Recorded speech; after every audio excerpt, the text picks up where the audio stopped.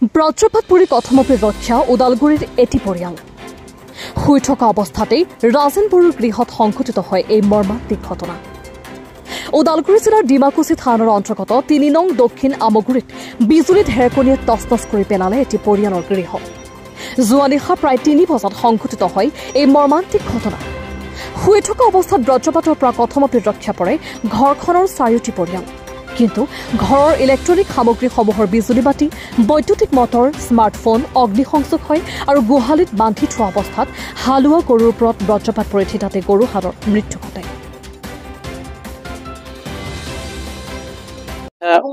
ওদালগুৰি জিলাৰ ডিমাকুচি থানাৰ অন্তৰ্গত আমগুৰি গাঁৱত এটা খুব শোকাব পৰিৱেশ বুলি ক'ব লাগিব, যিহেতু যোৱা নিশা এটা বিজুলী ঢেৰেকণীয়ে এজন পৰিয়ালৰ যিটো নেকি গোহালি ঘৰত, সেইটো গোহালি ঘৰত ঢেৰেকণী পৰাৰ ফলত দুটাকৈ বলদ গৰু, হালোৱা গৰু সেইটো মানে নিহত হ'ব লগা হ'ল, যিটো নেকি খুব মৰ্মান্তিক ঘটনা হয়।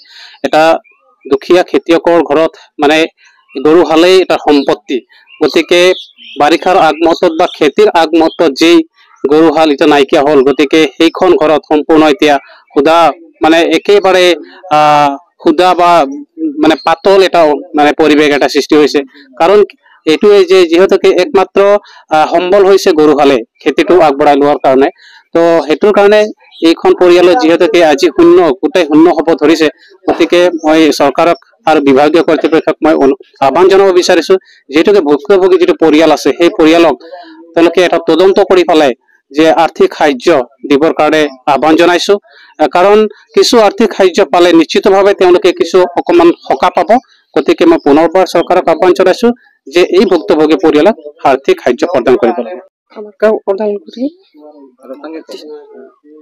ডিষ্ট্ৰিক্ট ওদালগুৰিত আৰু ঘৰ হ'ল ৩ নম্বৰ আমগুৰি।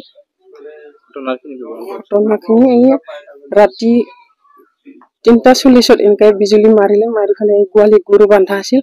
5টা গৰু আছিল, 2টা গৰুত হালোৱা গৰু 2টা লাগিলে, গাই এটা আছিল, গাই এটা নালাগিলে, আৰু পোৱালি 2টা আছিল, পোৱালি কেইটা নালাগিলে। আৰু ঘৰত এনেকুৱাই মিটাৰ বক্স জ্বলি গ'ল, টিংগিলা জ্বলি গ'ল, ইফালে মটৰ ফেন আছিল, সেইগিলা চব জ্বলি গ'ল। অনুৰোধটো আমি কি জনাম এতিয়া,